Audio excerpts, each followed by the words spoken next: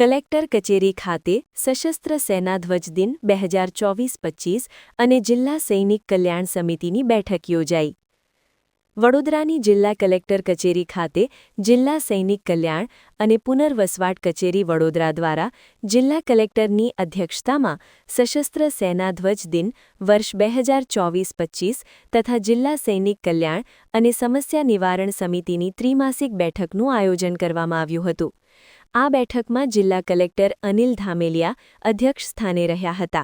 બેઠક દરમિયાન ડીડીઓ મમતા હીરપરા, જિલ્લા શિક્ષણાધિકારી Mahesh Pandey, lieutenant colonel doctor Kamalpreet Sagi ઉપરાંત વિવિધ શૈક્ષણિક સંસ્થાઓ અને જુદી જુદી ઇન્ડસ્ટ્રીઝના પ્રતિનિધિઓ ઉપસ્થિત રહ્યા હતા.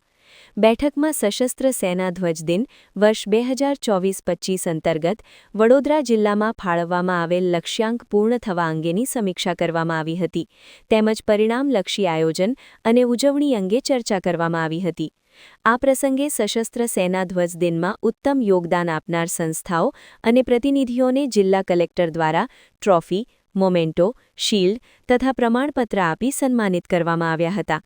બેઠક દરમિયાન સૈનિકો તથા તેમના પરિવારજનોના કલ્યાણ માટે લેવામાં આવનારા પગલાં અંગે પણ મહત્વપૂર્ણ ચર્ચા કરવામાં આવી હતી. તો દેશની સુરક્ષા અને અખંડિતતા માટે પોતાનું સર્વોચ્ચ સમર્પિત કરવા માટે જે આપણા દેશના જવાનો, શૂરવીર સૈનિકો અને એમના પરિજનોની કલ્યાણકારી યોજના માટે સશસ્ત્ર સેના દિવસ ધ્વજવંદન દિવસે આપણે તરફથી આપણને જે બોર્ડર ઉપર ફરજ બજાવે છે એમના માટે આપણે ફૂલની પણ ફૂલની પાંખડી રૂપે એમને આપણે મદદ કરી શકીએ તો પણ આપણા માટે દેશ સેવા જેવું જ ગૌરવ છે.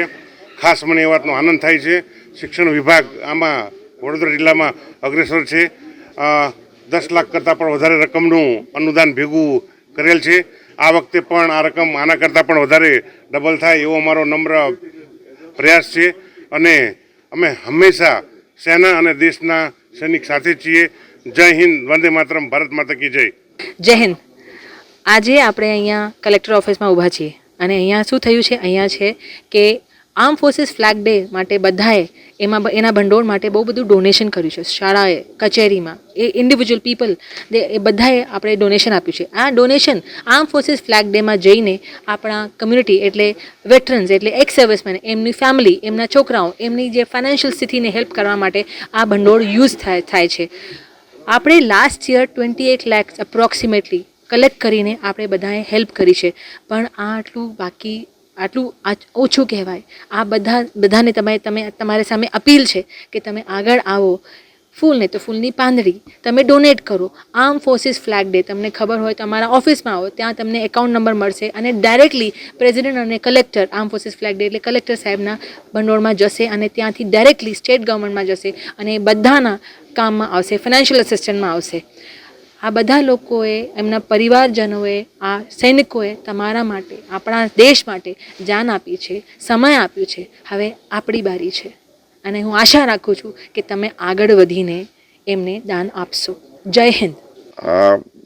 રાષ્ટ્રના સર્વિંગ રિટાયર્ડ સૈનિકોના અને એમના પરિવાર માટે આ ફાળો ભેગો કરવામાં આવે છે.